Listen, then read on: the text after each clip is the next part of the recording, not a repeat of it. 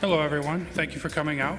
I know it's the end of the day, and hopefully this one makes you walk away with some energy and some pep and a whole new project you'd like to join me and work on. So for a show of hands, how many people saw my Cartesian Genetic Programming talk before? Fantastic. Okay, for those of you that did not, I'm going to skim through some of the material that was already covered there in the interest of not boring 85% of the audience. So, democracy, we got to go with it. All right. So, again, presentation protocol dictates you need this header. So I have to tell you about this stuff. This is what I'm going to tell you. So now you've been told what I'm going to tell you. But the interesting thing, like most interesting things, is down here in this gray area, there's kind of a morality lesson to be had there at the end. And I found very interesting. It was very exciting for me with this research, which came together right at the end. I wasn't sure which way the morality was going to go on the airplane here, so it was very exciting right towards the end. And I can't wait to share that with you. But first off, you must understand the mindset. What leads a person to want to evolve a custom communication protocol besides hacking? And for me, how many saw the part-time scientist presentation? All right, a couple, okay. We're sending a rover to the moon. So something about the size, about this podium laid down with wheels, drives around. It'll actually go to the moon in a couple of years, sooner, if we can help it. And we need a communication protocol to talk to our rover, as there are some special needs there. So we had to devise one. And, you know, the technical statement, what we're looking for is, you know, your classic given and create. So there's a fixed set of hardware we have to deal with. I don't get to choose that hardware, much like most of us don't get to choose the hardware in the ATMs or anything. We have to deal with some of this hardware.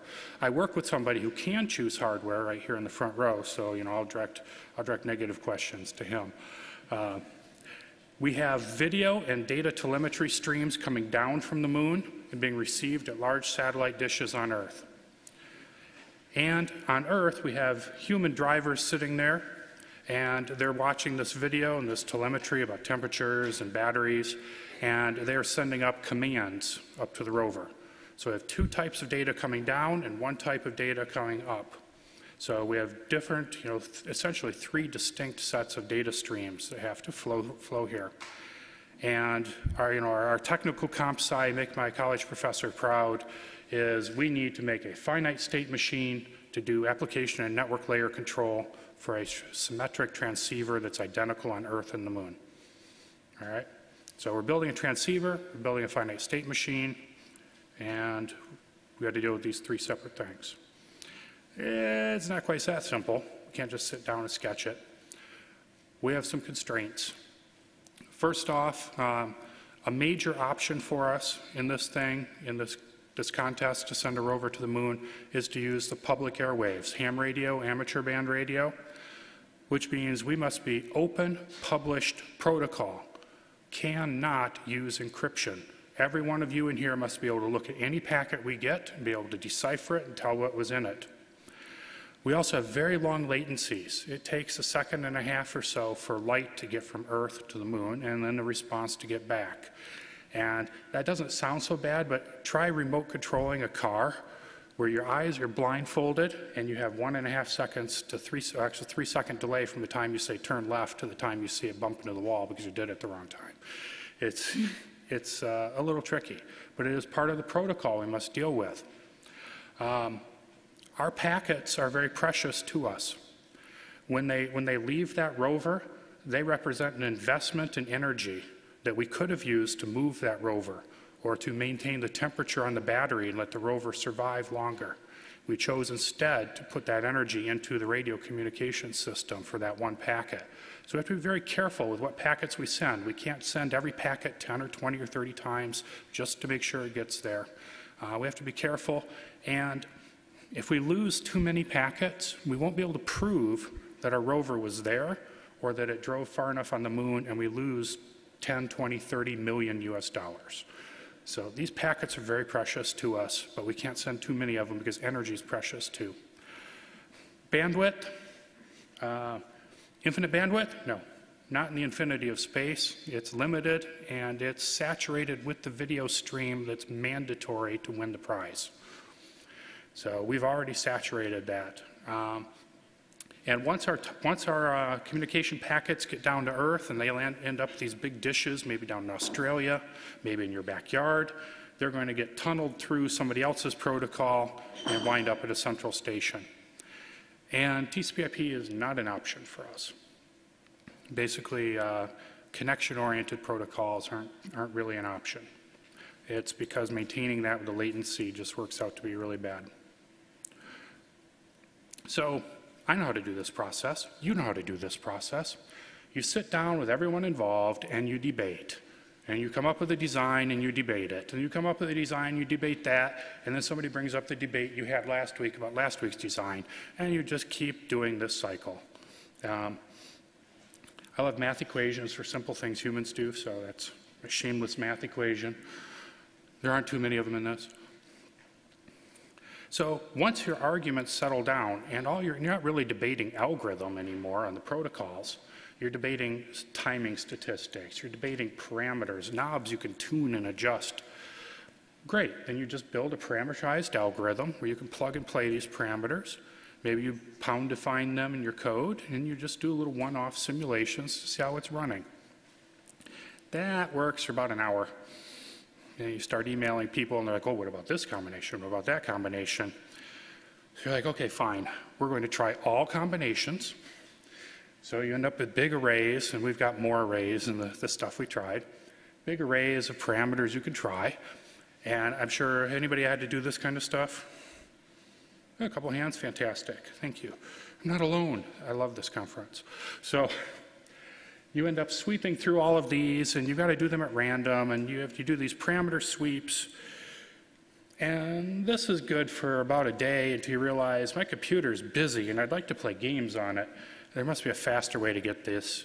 So you start saying, all right, fine, I'm gonna learn GPU programming. I'm gonna push this stuff to a GPU where I can do it faster. And I will say we had great luck with this. We had great luck with it, but it's not the end of our project. We ported unoptimized C++ code to an NVIDIA GPU, unoptimized just to see if it worked.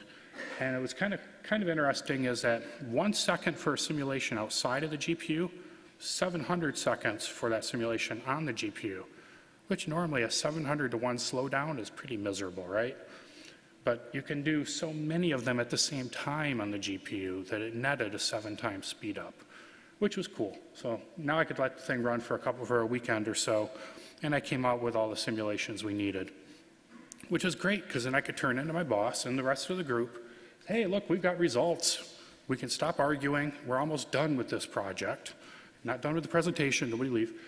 And you end up with this China chart. Say, let's look at how many communication outages we had in the simulation, and let's look at how far the rover was able to travel. We'd measure wheel ticks, 1,024 ticks, how far the wheel's able to move, because if we move far enough, we win money.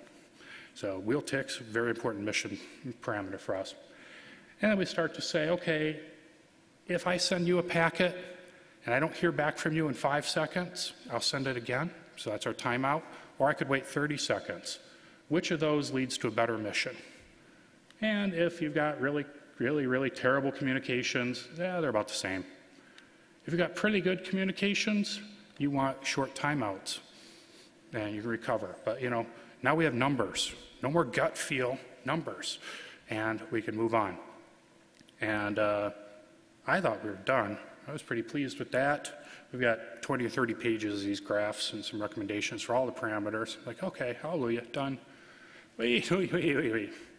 Then, in the nature of any kind of project where you're not necessarily in control, a few small changes come up. The boss in our case is talking to new sponsors, talking to new potential sponsors, partners, anything. And the rules start to change in little subtle ways for us software people. We tend to have to implement these dreams, and communication protocols not any different than that. So our little algorithm had to change here. So given changing requirements, we must complete a continuous loop of do this over and over and over. At all times, we need a working communication protocol because we have to be able to demonstrate at any time. But every time we talk to somebody, we need to be able to tweak that protocol, maybe for their network, maybe for their concerns, their IT department gets involved. You know, you talk with somebody who's got a host of big dishes, they want you to tweak the protocol a little to be friendly with their software. Okay, well, how do I tweak that without breaking anything? And anybody been in this kind of situation? All right, fantastic. All right, that'll give you a headache. But I think in general, we all know what to do here. Wait for it. So, in general, we all sit down and we're like, okay, let's over-design this thing. There was no laughter from the crowd. This is a big deal. Anyway, I thought this was hilarious. My boss wants to put this on my cube. It's like, okay, I know how to solve this problem in general, and it means skipping the human debate. And it means moving to computer algorithm invention, and with my new favorite thing, Cartesian Genetic Programming. Moving to that where we show up with inputs, outputs, we show up with packets we want sent, and things we want, metrics we want from our communication stream, and we stop arguing over the algorithm and let the computer come up with the algorithm for us. We actually, you know, this is a slide from before. Anybody recognize this one? Yeah, excellent. We start inventing algorithms that look like this. We start letting the computer say, I've got a series of inputs, I'm going to connect them up this way and see how it does. We start to get into genetic programming, actual algorithm invention, and just take the whole human debate out of this and just be confident that we have a process that's going to work over and over and over. So, very briefly, because, again, most hands went up when I said, have I already told you about Cartesian genetic programming? We like it because it generates circuit-like things. And circuit-like things are very important on this mission because we're using FPGA circuits, which can be reprogrammed. And we need the ability on an FPGA chip to send communication packets that are caught by the FPGA and used to rewrite the OS level in our system. So there may be cases where the hardware has to catch packets and process them in hardware instead of just having all the full abilities of, you know, megabytes worth of RAM available to software. Some hardware implementation has to be handy. So it's very important for our mission. And we try to keep it pretty simple, whatever hardware could handle. All right, random circuits, shake it all up after scoring it. Things get a little better, repeat. Okay. Everyone remember this little terminology here? Excellent. I did tell you there's a quiz last time, right? All right. This stuff ran so slow. This new way of doing it for communication protocols ran so slow, I actually had to put a few hours into optimization, dynamic optimization. The key thing to optimize performance of Cartesian genetic programming is to look through the grid, trace back through the outputs, everything that's actually needed. And when you execute, only execute those nodes. The nodes are trivial. You're adding two numbers together. But yet, if you can wrap that with an if data at some Boolean pointer, if you can wrap that, you really do get like a 5 or 6 times speed up. Because it turns out Cartesian genetic programs tend to be very large.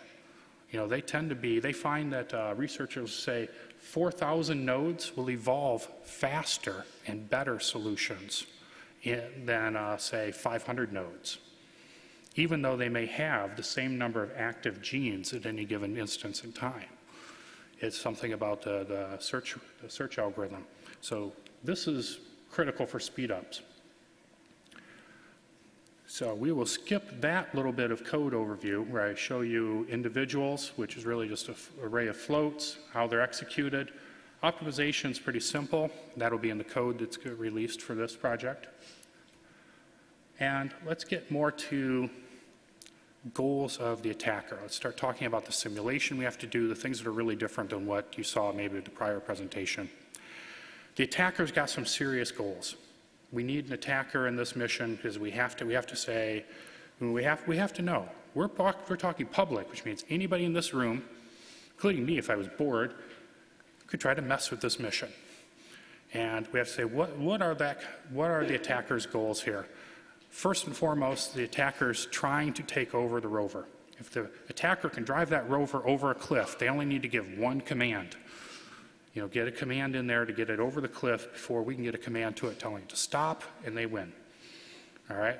So one rightfully placed command could make all the difference. So that's a mission ender for us. They could also make the rover just sit there. Make it ignore anything we send it. Get it confused, make it trust the authority of ground control would also end our mission as well, because if we can't drive, we can't win. Also, if we can't prove the video was authentic, we lose as well. So if they're able to confuse our ground station about the authenticity of the video coming from space, that would also break the mission.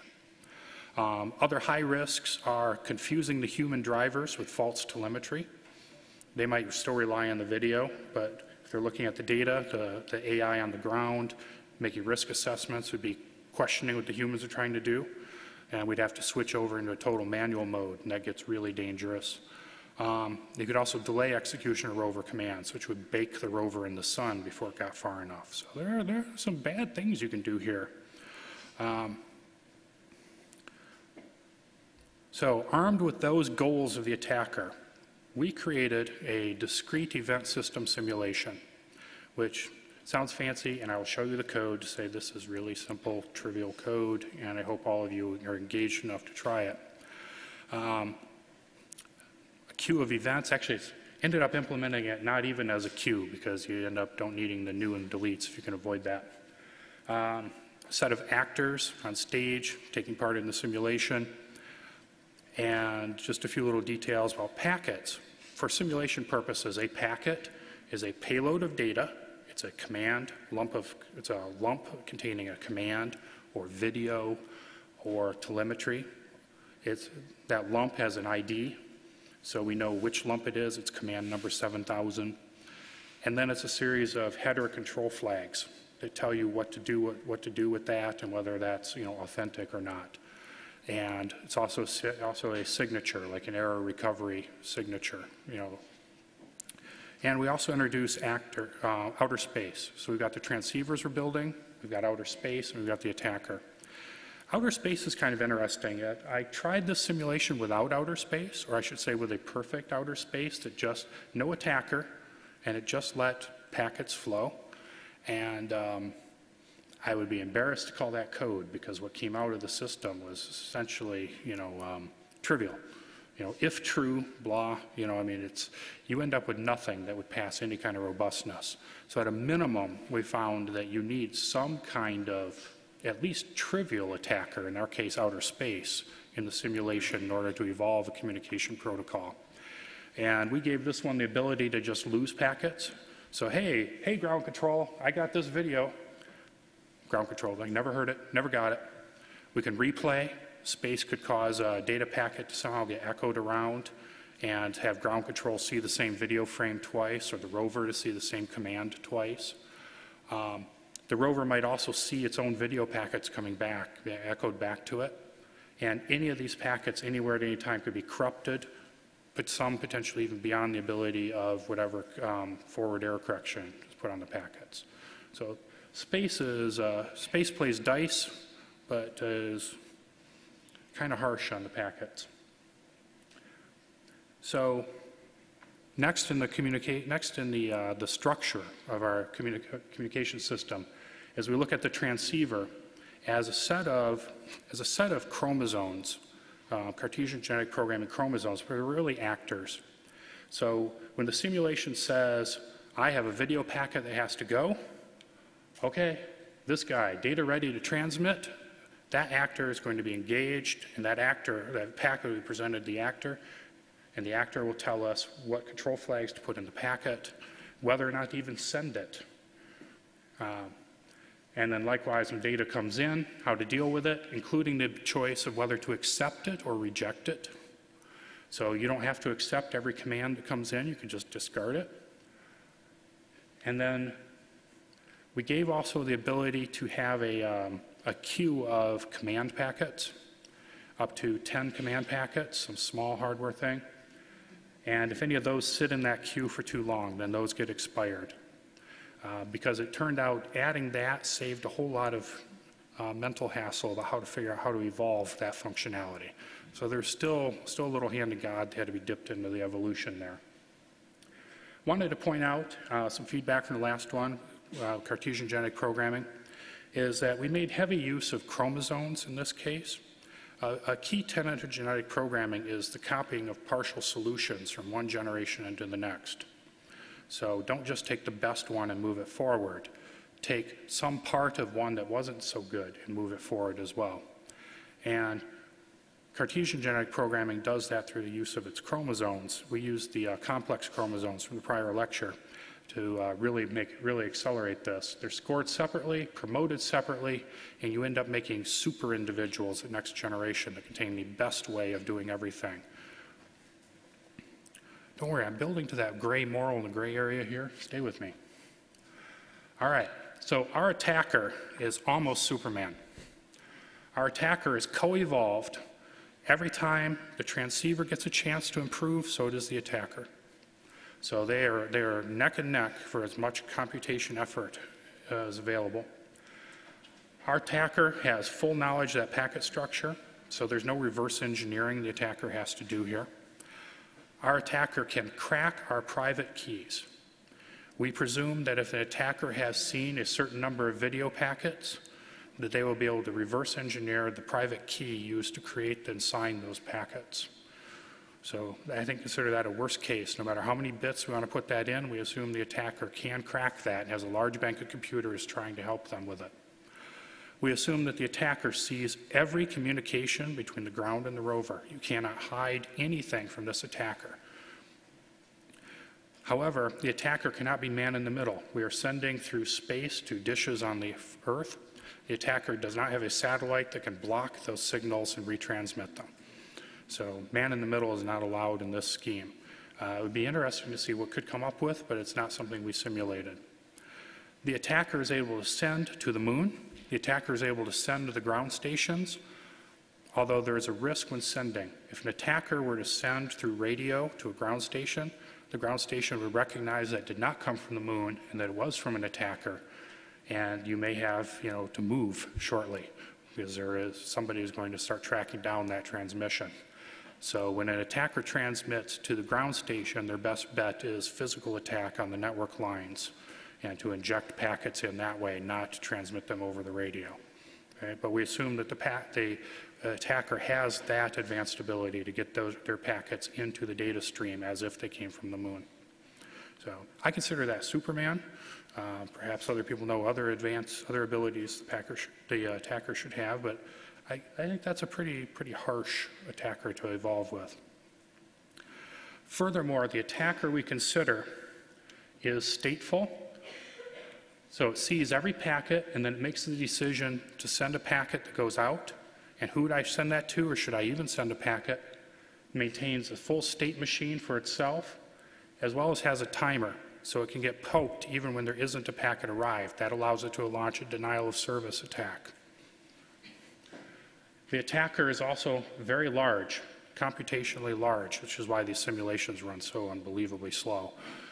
It's much, much, much larger than any of the Cartesian genetic grids we did for the transceiver. So it's again to mimic an attacker with many resources behind it. So try to give the attacker every advantage we could. And then we're very close to code, and then we'll start talking some philosophy here. So when you look at these simulations, you have to look at fitness, okay? And so when you take one of these individuals, a potential protocol you evolved, you run it through the simulation and you see how well it did. How well it did, that score is its fitness. And the idea of Darwinian idea that the strongest survive, the most fit survive. In the data you'll see here, the most fit are the ones that made the fewest mistakes, so they'll have the lowest score. All right? I personally find it easier to write complaints than praise. So the fewer complaints, the lower the score, and therefore the more fit. So when you see charts going down, it's getting better. All right? So every generation you have fitness, and then every once in a while you'll do something that's better than you've ever seen before, and that becomes your best fitness so far. And so you'll see generational fitness do something, you'll see best fitness step down. And every time you come up across something that's better than you've ever seen before, you stop and you do a validation. You say, okay, well, I've done my little simulation. I want to do a very harsh simulation. I want to do the real job. How well does this best thing that I've just found, how well does it do against a real validated test? And that's under the idea that the validated fitness is ridiculously hard and ridiculously expensive computationally to do. So you're taking a little shortcut by doing fitness, a smaller fitness evaluation in order to do the evolution. And in our case, we have a series of penalties here.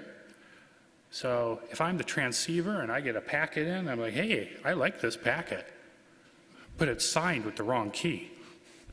Okay, penalty. Success for the attacker. That's a reward for the attacker. So it's plus equals fitness for the transceiver and minus equals fitness, which is a good thing for the attacker. Accepted a packet that came from the attacker, accepted unknown data lump. So if somebody offers me data lump 7000, whether it's command 7000 or whatnot, and that just doesn't exist and I still accept it, that's a problem.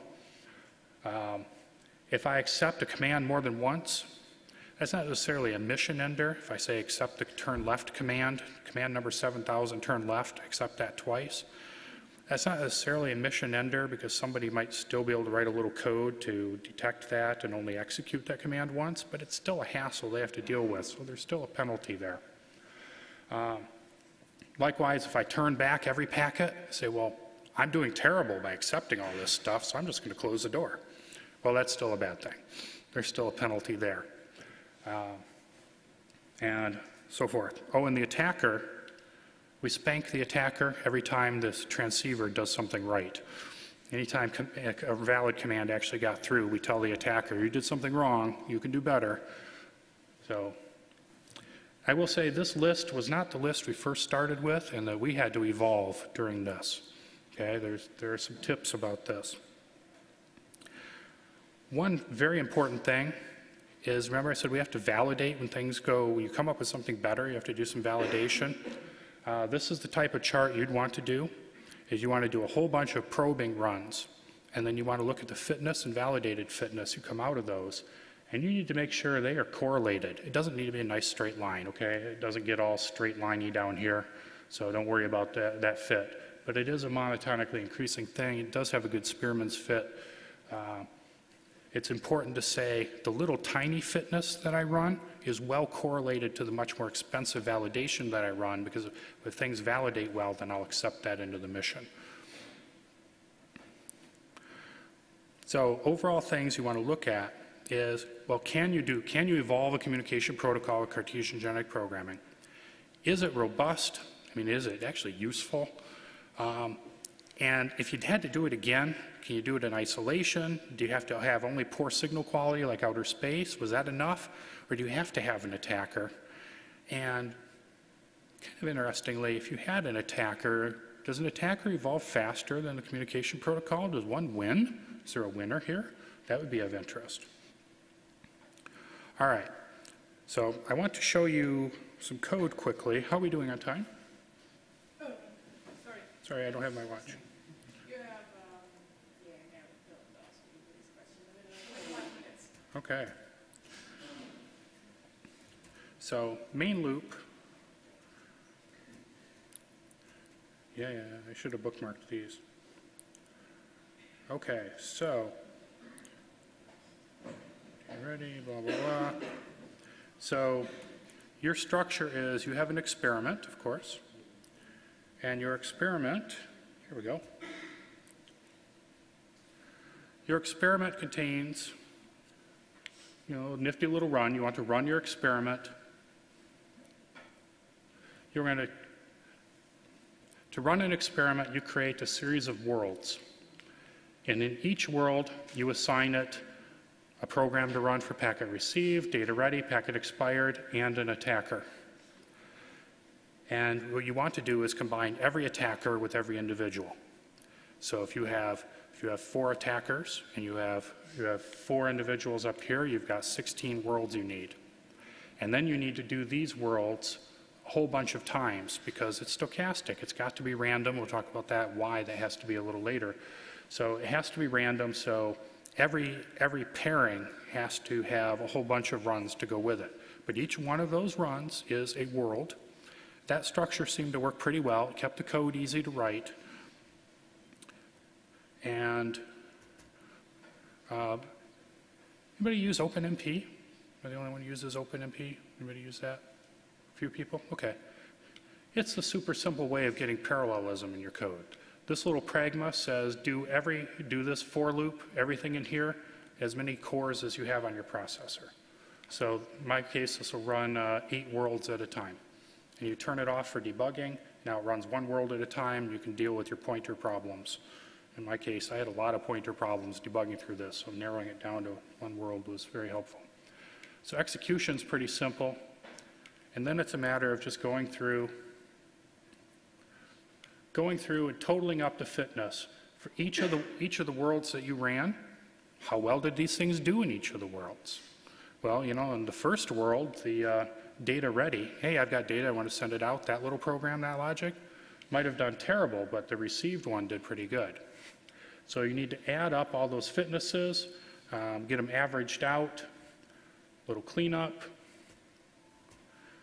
and then it's a matter of scrolling through, not the worlds, but the population, and say, who's got the best fitness so far? If anything got better, dump out some visualizations, do your validation. Pretty straightforward. Validation looks a lot like this, it just doesn't use an attacker.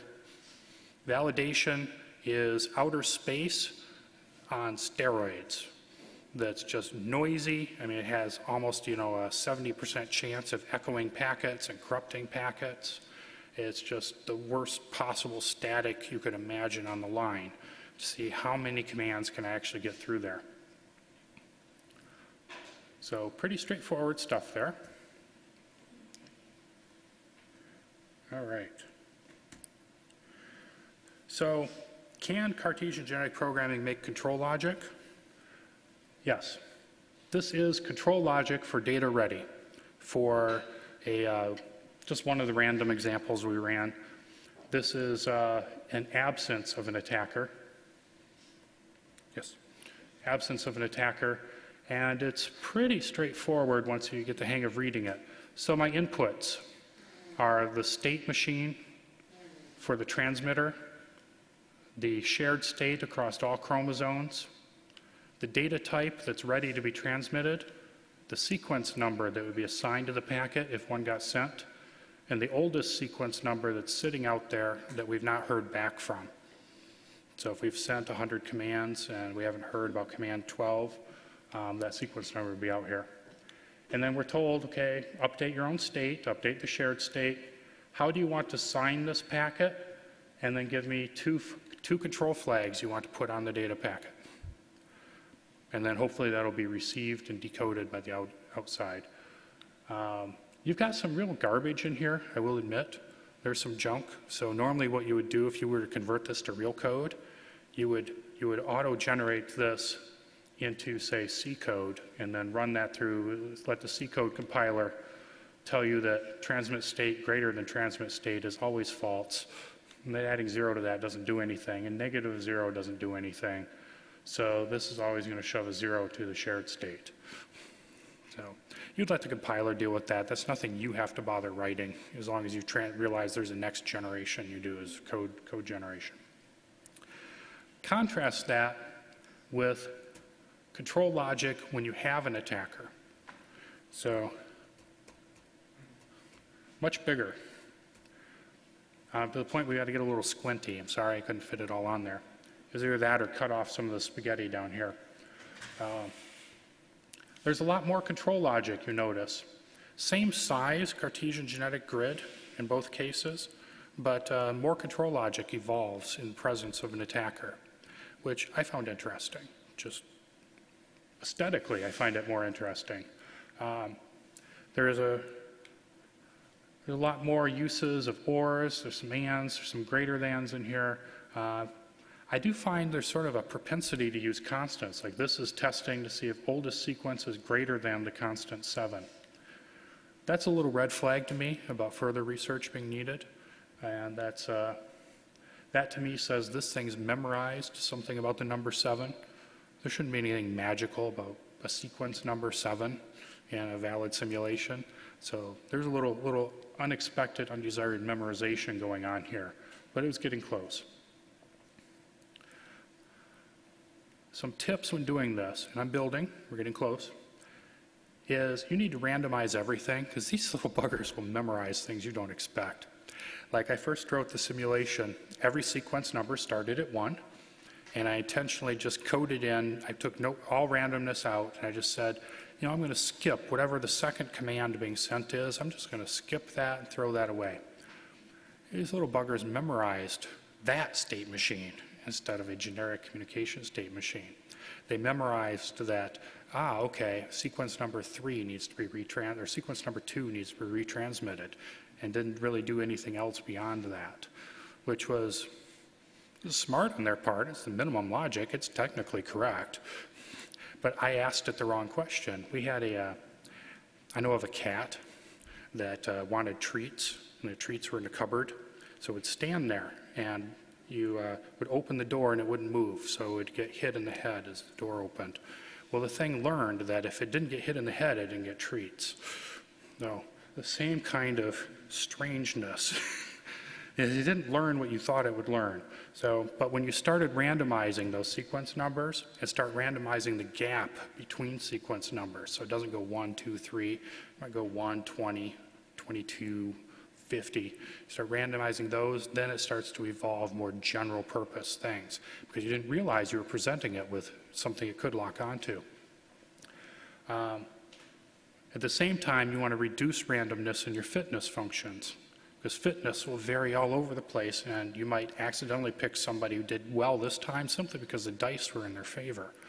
So you want to average things out. That's why we run things so many times, to sort of average out the randomness we have to add to fitness. Thread-safe random numbers, you multi-thread this thing. Make sure you're using thread-safe random numbers. You're going to wonder why you get the same answer out of every thread, and multi-threading didn't really change things. Yeah. This was a fun one, is watch what you're incentivizing as well. So I told the attacker, there's a risk. When you transmit, somebody can hunt you down, and they're going to find you. They're going to come get you. Well, the attackers figured out that the best thing to do was then to stay quiet and not attack. So I had to give them a reward. So I know earlier I said there's a risk when transmitting, but to get the transceiver evolved that I wanted, I had to reward the hacker for actually hacking. Another thing is, if you've got the computation power, is increase your population size. Most of the runs I did were at population size 4, which is very standard for Cartesian genetic programming. And I left it at 4 because we had to run it, amplify it by a couple hundred times for all the randomness. And I've seen it over and over that if you double the population size, it triples the runtime. Okay? It triples the runtime, but it halves the fitness, which means you get half as many complaints. You get a much better critter out at the end of it. I've got a detailed slide on that if we have a few seconds. And dust off your statistics book. Did anybody remember what a t-test is? You do? All right, the angel knows. But I remembered that. There was something about statistics prof griping me about that a long time ago. But you've got to dust that off. When you're looking at, say, 20 runs, and you've got averages, you're okay, well, this one's 4,000 and this one's 2,000. Well, is that good? And say, well, no, with the standard deviations and all these bell curves, there's a 50% chance that they're really the same population. You didn't really make an improvement. So you got to dust off the old t-test, which thankfully Excel made easy for me to do. Okay, almost there. So without an attacker, here's representative of what we had happen. So fitness in orange. So every generation, fitness wobbles around. Every once in a while, you get a dip. So I'm logging these every 1,000 generations simply because I really didn't want to draw 200,000 dots I don't think the projector could handle it. Anyway, fitness wobbles all around. There is a slight trend to that fitness. There is a slight downward trend to that. You can barely see it, but it is slight. And then every time you make an improvement, you get a dip into this best fitness. And you see that down here, and every time you change best fitness, you give a validation run. And you see validation, like I said, is space done wrong. Space, bad boy, as bad as it can be. It does terrible things to our packets. So that's life without an attacker.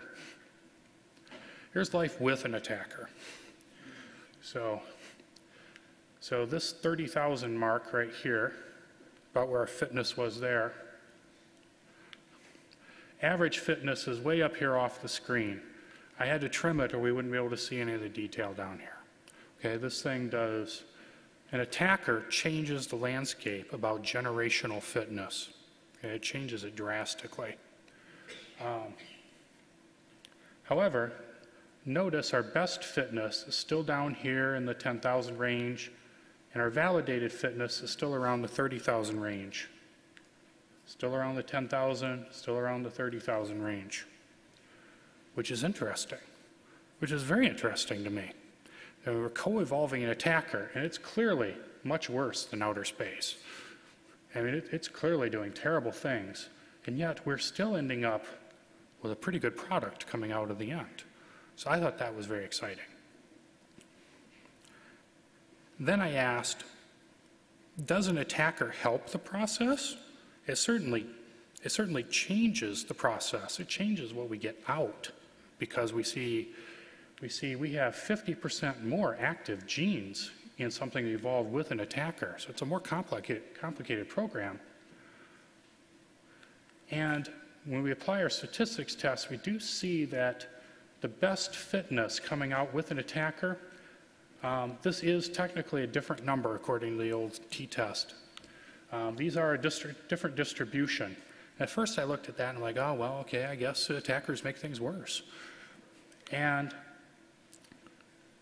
But you realize the attacker's really changing the rules of the game. He's adding a few extra packets. He's changing how, the nature of the evaluation. So it's not fair to look at total fitness. You've got to look at the validated fitness, which was the run that's all things equal, no attacker. It's just a really terrible outer space version. We can do a lot of things attacker can, but it's not as aggressive or intelligent about it. Statistically, these are identical numbers. These are the same distribution. Now that's fascinating to me too, is that even with an attacker evolving with all these benefits, that a transceiver can still evolve, keep up with the attacker, and still produce something that performs as well as if it had evolved without the attacker. So, okay, to me that doesn't say attacker helps or doesn't help. That just says the attacker changes things. Now, this is of interest too, is if we look at the generational fitness, we see that without an attacker, the fitness is going down slightly. The validated fitness is dropping a little bit, or the fitness is dropping a little bit. So without an attacker, things are getting a little better over time. With an attacker, our fitness, generation to generation, isn't changing. Isn't changing at all. The fitness functions are not. They're very poorly correlated. There is no trend here, which to me says the attacker and the transceiver are locked, deadlocked. As one evolves, so does the other. Now I'm only looking every 1,000 generations, so there's bound to be peaks and valleys in there where some of them are going to happen. I'm not going to see that. But these two are locked into an eternal struggle with neither one winning and neither one losing, which I find very interesting. And yet, with neither one losing, with fitness not getting any better over time, we still produce just as well at our day job. Okay? We have the extra overhead to deal with the attacker and still deal with our day job. And then, if we look at, say, best fitness, validated fitness, the real criteria about how well things are coming out. What's the end product? We see some noise in here fitness-wise. What's coming out of this thing? as we see these things have about the same lines. The validated fitness and correlate and best fitness are coming out with about the same downward trend in both cases, except, and this is the beautiful part, this is the gray area morality, the validated fitness at the end of the simulation runs, and I had to do very short runs to get enough of them and done in time for the conference. But at the very short runs, the ones with an attacker are improving their validated fitness at double the pace of the ones evolving without an attacker. I find that an incredible morality lesson. It says if you want to produce a communication protocol that at the end of your process is going to be really good, you actually need an attacker to make that progress quickly. Because an attacker does accelerate the progress beyond a certain number of generations. It does improve your ability to produce good work. In fact, it outperforms the random space adversary we start with in terms of challenging your evolved code. So, can it do it? Oh yeah, I'm very comfortable with that. Is it robust? Can it work with poor signal quality? It seems to. I'd love to see a perfect one evolve yet, but I will say that has not happened, but I'd love to see it. I'm not sure if it is possible, though. I'd need a little more instrumentation in the code. Can it work with an attacker? To paraphrase our team's logo, hell yeah, because it holds its own with an attacker. It doesn't lose ground, it doesn't gain ground, but it does hold its own. So to me, that says you should evolve your control logic with an attacker and with a minor poor signal quality case to challenge both of them just in case. And that as long as you're willing to keep evolving your communication protocol, you can keep up with an attacker. Interesting experiments in the future would be to pause that, to freeze, like set a standard for the communication protocol and see how just quickly an attacker can overwhelm it, to see how mature you have to make a protocol before you freeze it. So future work, push this thing onto a GPU, a lot more computations, a lot more at a time, especially the worlds, make our chromosomes finer so we can take more advantage of the genetic part of genetic programming. We need a little better, different selection technique than just choosing best fitness because I have the feeling, I just have the gut feel that there are some good individuals sitting out there that the attacker is really challenged that just haven't shown up yet. So I'd like to examine those, get into the whole notion of islands, so competing islands, and pit them against each other, freezing attacker transceiver, and adding countermeasures, which I think would be a particularly exciting thing, and even countermeasures to the attacker to see if somebody's trying to counter its work. That is about the end of my presentation, so I thank you very much for coming out tonight. Shameless plug, join us, work on this. If not, you can go get the code a little later tonight from this URL up on WordPress. And I recommend some extra books here that I find very interesting. This one here, Evolve to Win, is free, fascinating, not necessarily Cartesian Genetic, but it's a fascinating read on gaming strategies. And I think all of this has been very exciting for me, and I look forward to seeing what you guys can do when you take a communication protocol engine and drop it into things dynamically. So thank you very much, and we'll take a few questions.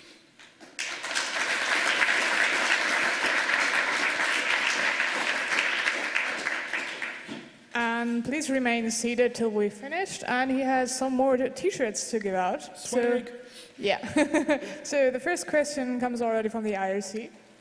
The one question is, how do you debug an algorithm generated by this? Very carefully. I print them out. You saw some of the photos here.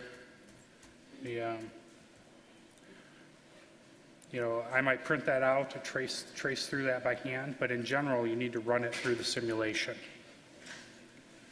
And as long as we're waiting, I'll toss up a few other images.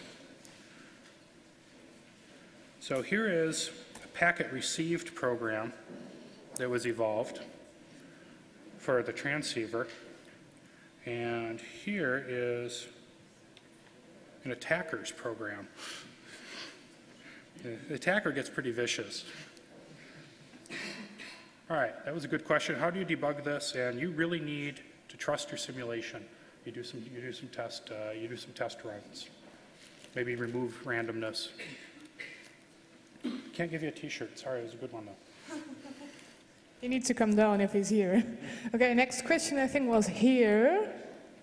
Have considered that there might be more than one attacker at a given time, so that you could have the attackers punished if another attacker was better than a given attacker?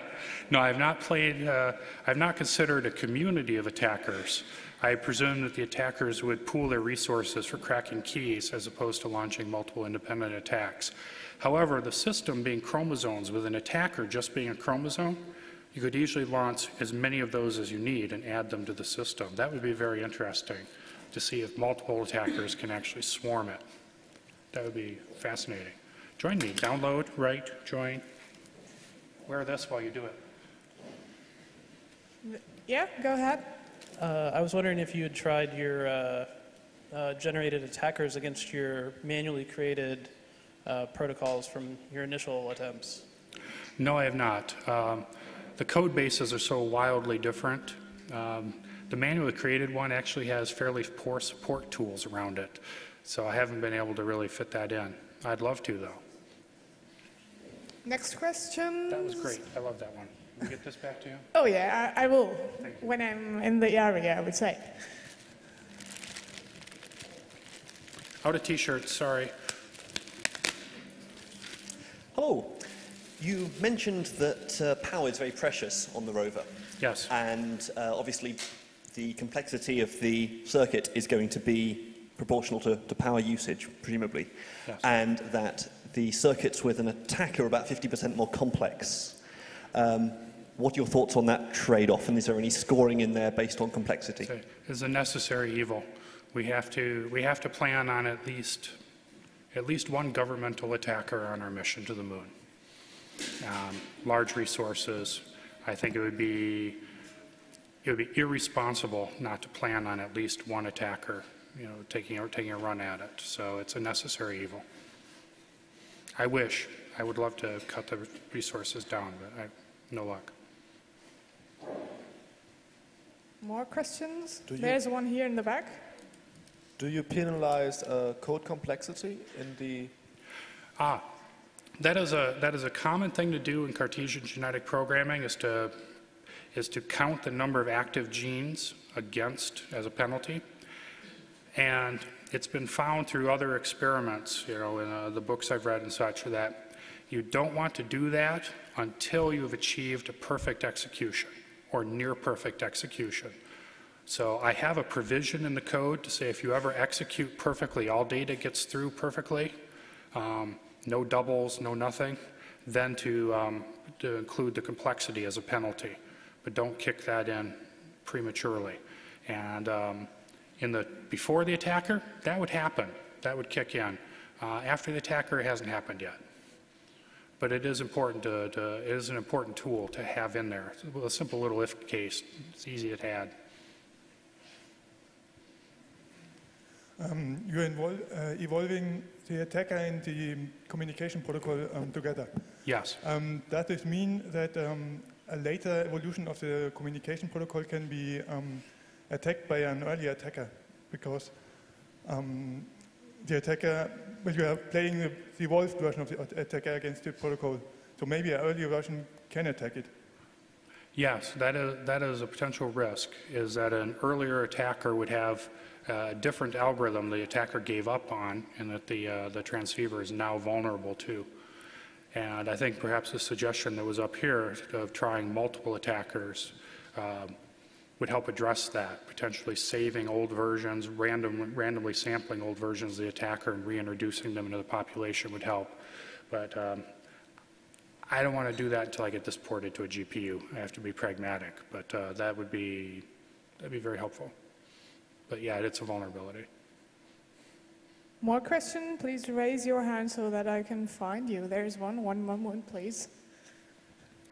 Anyone that's asked questions or just hasn't, I do have a little swag, some pens from NVIDIA and some part-time scientist stickers. So see me afterwards while we're driving around. Yes? Okay. So when do you want to, obviously some of the calculations you can simplify them, and it's pretty easy, it would be pretty easy to recognize certain genes as possibilities for simplification. But would this affect the output if you simplified before, too early in the generations, is what I'd like to say? Yes. It turns out bad. You simplify, let's say you simplify this no-op, okay?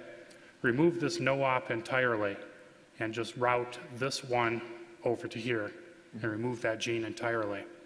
Now you've removed the ability to come in and mutate that to, say, a negative or a different operation. And that does seem to affect the Cartesian genetic programming. You want to leave in the bloat for as long as possible and only optimize at the end when you harvest, because it really does seem to affect the reliability. Could it be possible also to run the same process in like kind of a MapReduce environment? It seems like it would be possible. Yes, that would be the islanding, which would be to run hundreds of different communication protocol simulations, maybe starting from different random seeds separately, and then see what the best one is. Another one might be to take the different worlds you construct and then farm them out to a grid or a cluster and have them executed remotely and come back. The Julian Miller, who invented the technique, he would take these and compile them to C code and then route that C code to NVIDIA CUDA cards on dozens of computers across the lab. We are running a bit out of time, so is there one very, very important question now missing? No? Then I would prefer to end the talk now, and you can talk with him a bit later on.